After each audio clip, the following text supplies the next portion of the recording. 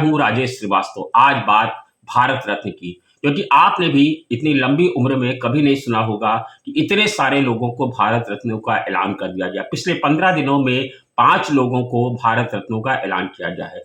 भारत रत्न एक ऐसा सम्मान है जिसको पा करके शायद उसकी पीढ़ियां गौरवान्वित महसूस करती हैं कि उनके परिवार में किसी को भारत रत्न दिया गया है। आखिर इन भारत रत्नों को लेकर के क्या सियासत हो रही है और क्यों रुक-रुक करके नामों का ऐलान किया जा रहा है? क्या एक साथ इन नामों का ऐलान क्यों नहीं किया गया? इसके पीछे क्या राजनीति है? क्या ये भारत रत्न के पीछे कोई सियासत है या फिर चुनावों को साधने की कोशिश है? हालाँकि ये पहली बार नहीं हो रहा है कि भारत रत्नों को लेकर के कोई सियासत गरमाई हो या ये कहा जा रहा हो कि भारत रत्न चुनावों को साधने का समीकरण हो। इससे पहले भी कई बार सियासत हो चुकी है। इस बार पहले कर्पूरी ठाकुर को, फिर लालकृष्ण आडवाणी को, फिर अब जो ऐलान किया गया है नए ऐलानों में, उसमें चौधरी चरण सिंह को दिया गया है, कृषि वैज्ञानिक एस स्वामीनाथन को दिया गया है और तो और पूर्व प्रधानमंत्री और कांग्रेस के नेता नरसिम्हा राव, पीवी नरसिम्हा राव को भी भारत रत्न देने का ऐलान किया गया है। ये सब लोगों को भारत रत्न देने के ऐलान के पीछे क्या कारण है? और आपको बता दूं, पिछले 10 साल के नरेंद्र मोदी के कार्यकाल में की अगर आप तुलना करें तो पिछले मुकाबले के 3 गुना ज्यादा भारत रत्न इन सालों में बांटे गए हैं। या किस प्रधानमंत्री ने किसे कब और कितने भारत रत्न दिए? किस प्रधानमंत्री ने खुद को भारत रत्न से भी सम्मानित कर लिया? क्या अब तक किसी आदिवासी महिला को सम्मान मिला है भारत रत्न? ये अब तक कितनी महिलाओं और किस राज्यों को भारत रत्न, किस राज्य को सबसे ज्यादा भारत रत्न मिले हैं, आज आपको हम सब बताएंगे। लेकिन पहले आपको समझना पड़ेगा कि सियासत, आखिर क्या सियासत है, क्यों इस तरह से भारत रत्नों का ऐलान किया गया है, ये समझने वाली बात होगी।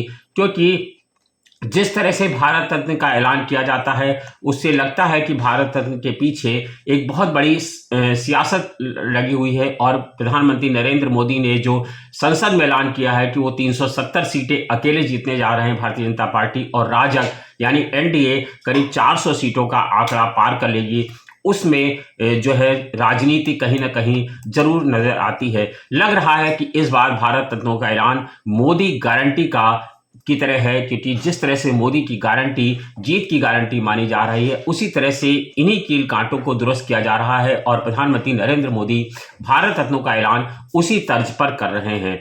आपको बता दें, इस बार जिन नामों का ऐलान किया गया है उसके चलते पूरी सियासत समझी जा सकती है, क्योंकि उनके चयन में एक स्पष्ट संदेश गया है। 2 भारत रत्न इस कर्पूरी ठाकुर और चौधरी चरण सिंह को दिया गया। उसके बाद तो इन 2 जो प्रधानमंत्रियों का ऐलान किया गया है, यानी चौधरी चरण सिंह और जो है पीवी नरसिम्हा राव, इन दोनों के चलते एक बड़ी सियासत थमी है। चौधरी चरण सिंह को और कर्पूरी ठाकुर के चलते इंडिया गठबंधन चित हो गया। जब कर्पूरी ठाकुर को भारत रत्न का ऐलान करने का ऐलान किया गया, तब बिहार में नीतीश कुमार अपना गठबंधन छोड़ करके और राजग के साथ आकर के, एनडीए के साथ आकर के खड़े हो गए। और जब चौधरी चरण सिंह को भारत रत्न का ऐलान किया गया तो इंडिया गठबंधन का दूसरा मजबूत स्तंभ उत्तर प्रदेश का और जयंत चौधरी कहने लगे कि आखिर अब हम कैसे मना करें। यानी उन दोनों ऐलान ऐसे किए गए कि पूरे इंडिया गठबंधन के दोनों बड़े धड़ अलग हो गए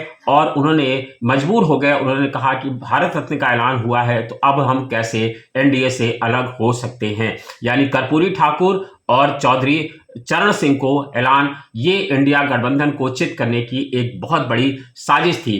पीवी नरसिम्हा राव को दिया गया भारत रत्न भी प्रधानमंत्री के प्राथमिक राजनीतिक प्रतिद्वंदी कांग्रेस पार्टी को देने के पीछे भी एक संदेश है।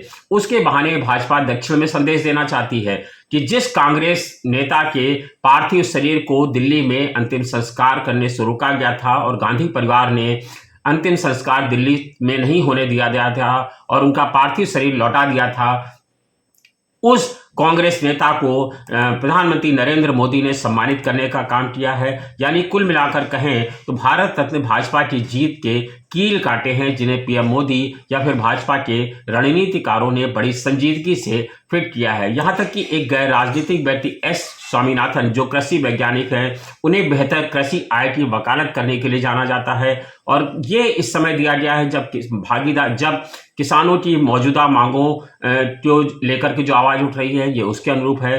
किसानों द्वारा उचित व्यवहार के लिए ये विरोध करने की धमकी देने के साथ साथ ये पुरस्कार एक राजनीतिक उद्देश्य को भी पूरा करता है। जो नाराज कृषि वर्ग है उसको साधने की कोशिश स्वामीनाथन के जरिए की गई है। इन सब पुरस्कारों का ऐलान लेकिन इस बात की चिंता भी पैदा करता है कि क्या पुरस्कारों की बढ़ती संख्या उनके महत्व को कम तो नहीं कर रही है, क्योंकि आपको बता दें कर्पूरी ठाकुर और चौधरी चरण सिंह मुख्यतः ओबीसी और किसान नेताओं के वर्ग से आते हैं। भाजपा दरअसल हिंदी हॉटलैंड में अपने मुख्य ओबीसी वोट को मजबूत करने के साथ साथ हरियाणा, पश्चिम उत्तर प्रदेश, राजस्थान के जाट बहुल क्षेत्रों में जनाधार बढ़ाने पर फोकस कर रही है। इस दृष्टिकोण को राजस्थान, मध्य प्रदेश और छत्तीसगढ़ के लिए भाजपा का एक जो है समीकरण है, पूर्व नियोजित राजनीतिक विस्तार के रूप में इसे देखा जा सकता है।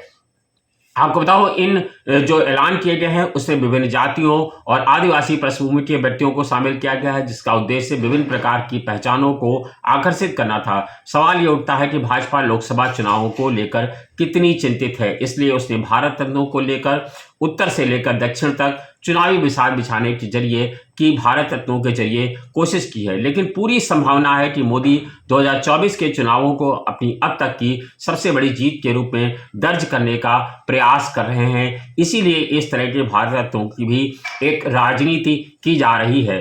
आपको बता दें मोदी ने संसद में यूं ही नहीं ऐलान कर दिया था कि 400 का आंकड़ा पार करेंगे, और मुझे लगता है कि अभी कुछ नामों का ऐलान और होगा, जिसमें वीर सावरकर है और काशीराम है। वीर सावरकर की मांग लंबे समय से राष्ट्रीय स्वयंसेवक संघ कर रहा है कि वीर सावरकर को भारत रत्न दिया जाना चाहिए।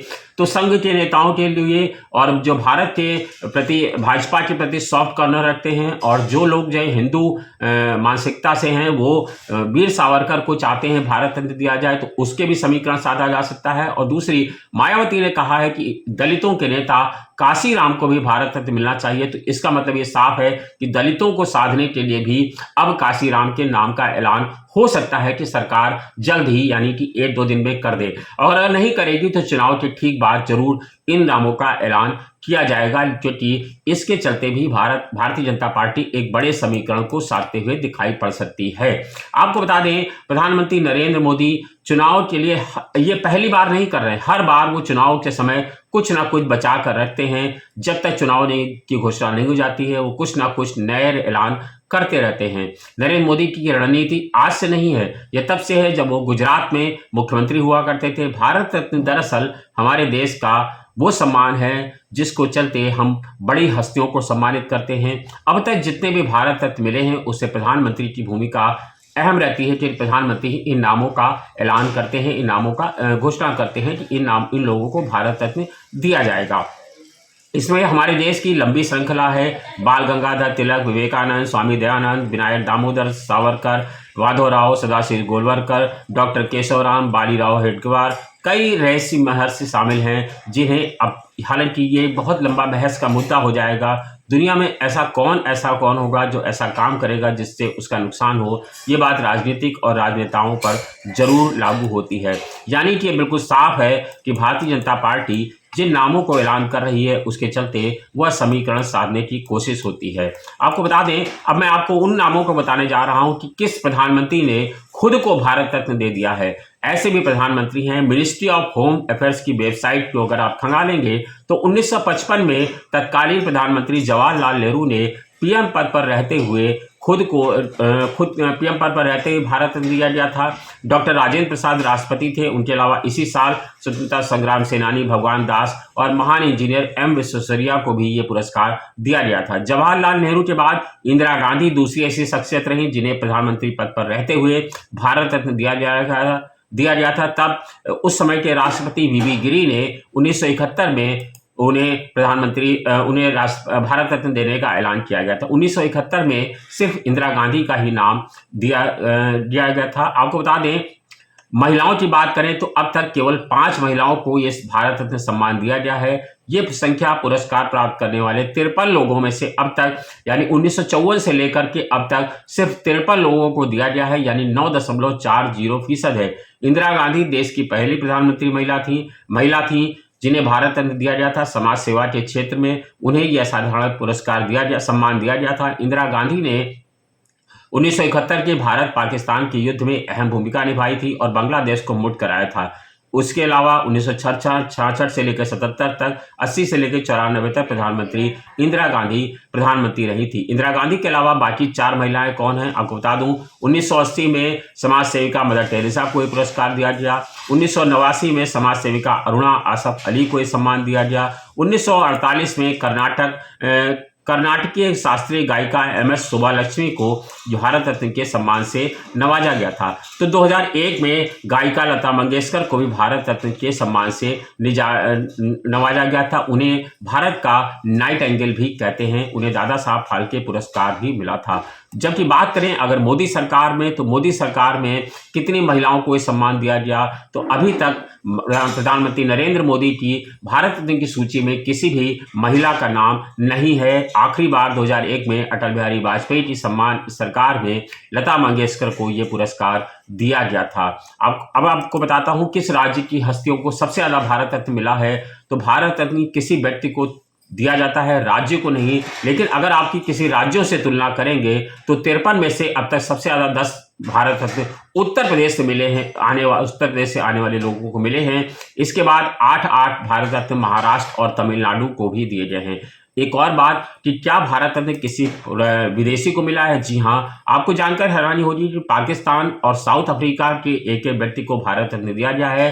पाकिस्तान के अब्दुल गफ्फार खान को और साउथ अफ्रीका के नेल्सन मंडेला को यह पुरस्कार दिया गया था। अंग्रेजों भारत छोड़ो के आंदोलन में अब्दुल गफ्फार खान की अहम भूमिका थी, जिसके चलते उन्हें पुरस्कार दिया गया। तो नेल्सन मंडेला को साउथ अफ्रीका का गांधी कहा जाता है। उन्हें काले गोरे को भेद मिटाने के लिए भी लंबी लड़ाई लड़नी पड़ी थी। आपको बता दें